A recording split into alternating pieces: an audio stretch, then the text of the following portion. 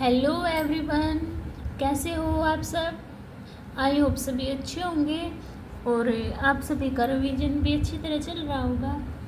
तो देखिए, आज हम चैप्टर 12 को स्टार्ट करेंगे, जो हमारा है introduction to the 3 dimensional geometry. ठीक है, ये हमारा चैप्टर है। इसमें हम 3D का इंट्रोडक्शन करेंगे। ठीक है, देखो सबसे पहले समझेगा कि 3D होता क्या है। हमने अभी तक तो अपना 2D पढ़ा है ना, यानी कि ये एक्स एक्सिस होती है, ये वाई एक्सिस होती है, यहाँ पे कोई पॉइंट होता है एक्स वाई, है ना, यही पढ़ा है। तो 3D में देखो क्या होता है, हमारा ऐसा होते हैं। ठीक है, ये वाई एक्स जेड, इसमें ये एंगल बनाते हैं इनका। देखो जैसे कि हमारा रूम है, रूम का एक फ्लोर हो गया, ऊपर हो गई छत, है ना, और नीचे हो गया, यही होंगे, साइड में हो गया, यही होते हैं ना। स्पेस में भी चाहेंगे तो कहाँ क्या होंगे, वहाँ पर एक्स वाई जेड हमारे क्या है, कोऑर्डिनेट होंगे। ठीक है, इतनी बात समझ में आई। अब देखो इसको किससे डिनोट करते हैं, पी, यानी कि पी भी कोई हमारा पॉइंट होगा और उसके पॉइंट क्या होंगे, एक्स वाई जेड, ये मेरे क्या है उसके पॉइंट होंगे।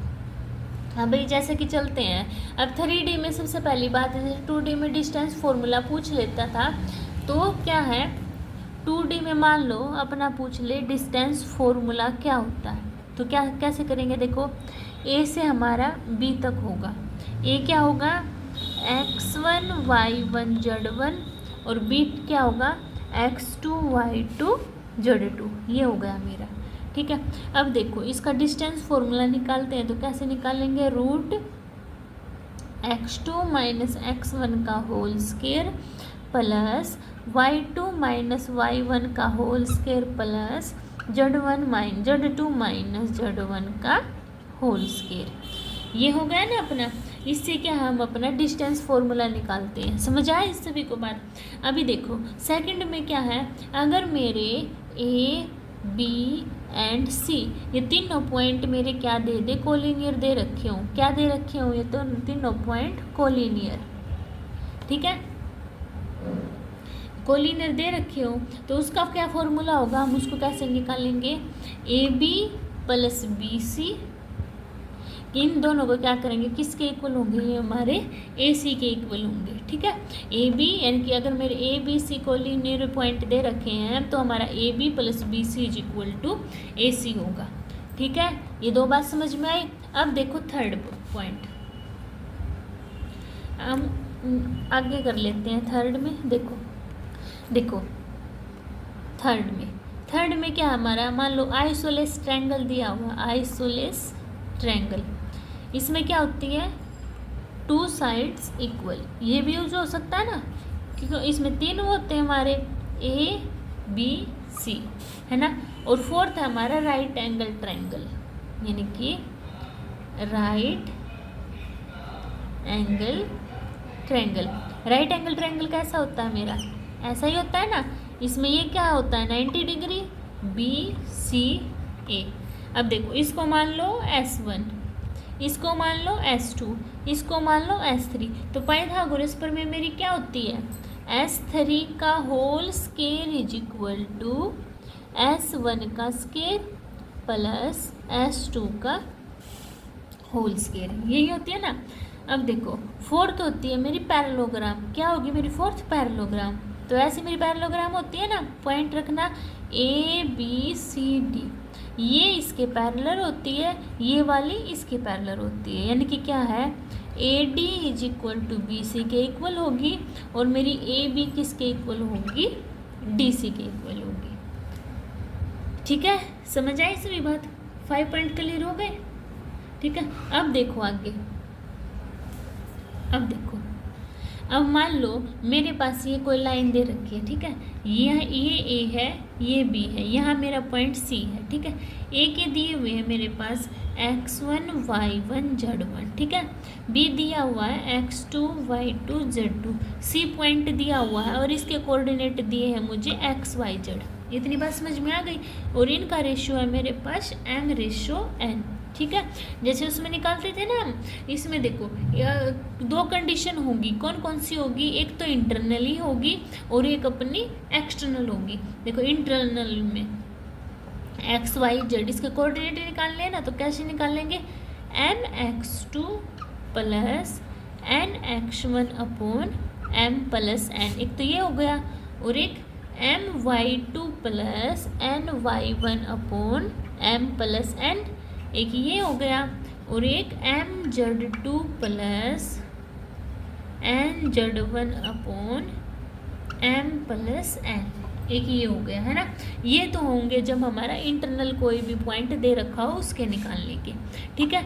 अब दिखाते हैं हम एक्सटर्नली के, किसके निकालेंगे हम, एक्सटर्नली दिया हुआ हो, तो हमारे कोऑर्डिनेट क्या होंगे, एक्स वाई जेड, ठीक है।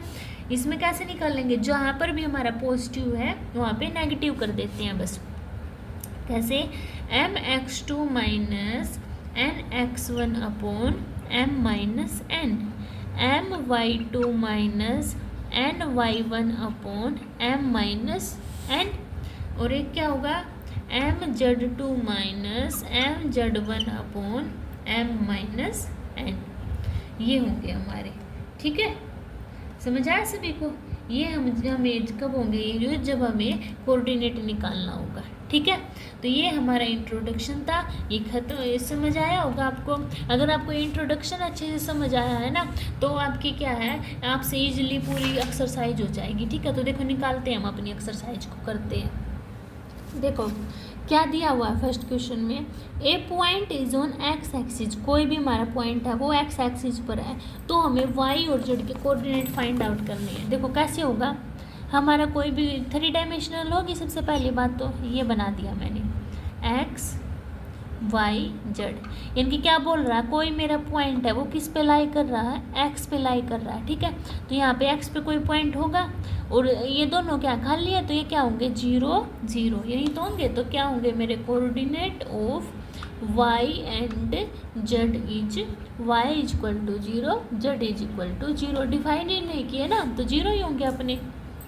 अभी सेकंड देखना एक बार, A point is in the X Z plane, what can we say about its Y coordinate, यानी कि कोई भी प्लेन, कोई भी अपने पास पॉइंट दिया हुआ है वो एक्स जेड का कौन सा होगा, ये एक्स वाई का दिया होता तो ये होता, और वाई जेड का प्लेन दिया यानी कि पॉइंट दिया होता तो यहाँ होता।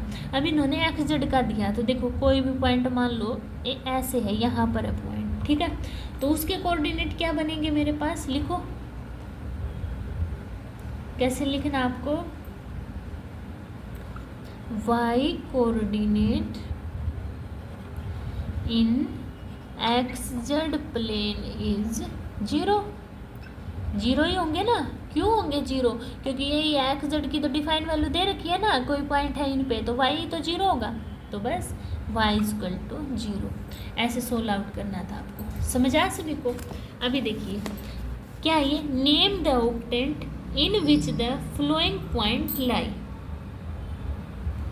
तो ये बताना हमें कौन से पॉइंट पे को ऑक्टेंट हमारा लाई करता है, ठीक है।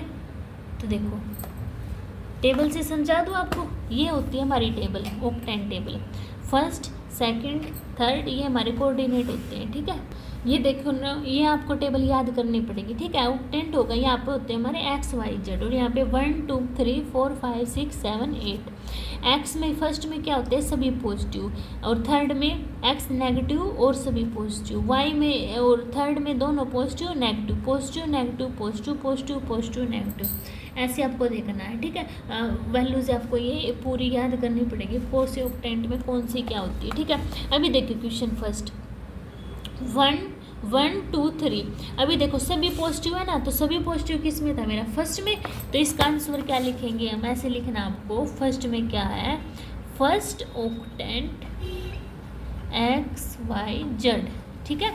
अभी देखो सेकंड, पॉजिटिव नेगेटिव पॉजिटिव किस में है, positive negative positive, fourth quadrant, ठीक है। पॉजिटिव नेगेटिव नेगेटिव, तो किस में है, पॉजिटिव नेगेटिव नेगेटिव, 8 क्वाड्रेंट। अब देखो पॉजिटिव पॉजिटिव नेगेटिव, यानी कि positive positive negative, 5th quadrant, ठीक है। तो आपको इसमें ऐसे ही देखने और ये फाइंड आउट करने हैं। अब ये देखो, fill in the blank, the X axis and Y axis taken together determinant is in also known as, यानी कि क्या है, मान लो कोई भी हमारा ये ऐसे दिया हुआ है, ठीक है, ये हमारा प्लेन हो गया एक्स वाई जेड। क्या दिया हुआ है, एक्स एंड एक्स और वाई एक्सिस पर कोई कुछ भी प्लेन दिया हुआ है, यानी कि पॉइंट दिया हुआ है, ठीक है। तो जो मेरे पास क्या है, इस प्लेन को क्या बोलेंगे हम, एक्स वाई पर दिया है ना, तो इसको हम एक्स वाई प्लेन बोलेंगे। तो फर्स्ट क्या आ गया, एक्स वाई प्लेन। अब देखो second, the coordinate of a point, क्या दिया है, the coordinate of a point in X Y plane are of the, यानी कि एक्स वाई पर कोई प्लेन है तो कोऑर्डिनेट क्या होंगे, एक्स और वाई डिफाइन किया हुआ है, तो एक्स वाई जेड डिफाइन नहीं किया तो वो क्या होगा, मेरा 0 हो जाएगा, ठीक है। अभी देखो, coordinate plane divide the space into octant, यानी कि कोऑर्डिनेट है जो प्लेन कितने ऑक्टेंट में डिवाइड किया हुआ है, अभी मैंने आपको टेबल में बताया था ना कितने ऑक्टेंट में डिवाइड है, 8 में, तो इसका क्या हो जाएगा, 8 मेरा फाइनल आंसर हो जाएगा, ठीक है। बस आपको ये ऐसे ही सोल्व करने थे, समझ आया। अगर आपको किसी भी क्वेश्चन में डाउट होता है तो कमेंट सेक्शन में बता देना, मैं आपके डाउट क्लियर कर दूंगी, ठीक है। अभी मिलते हैं नेक्स्ट वीडियो में, तब तक के लिए बाय बाय।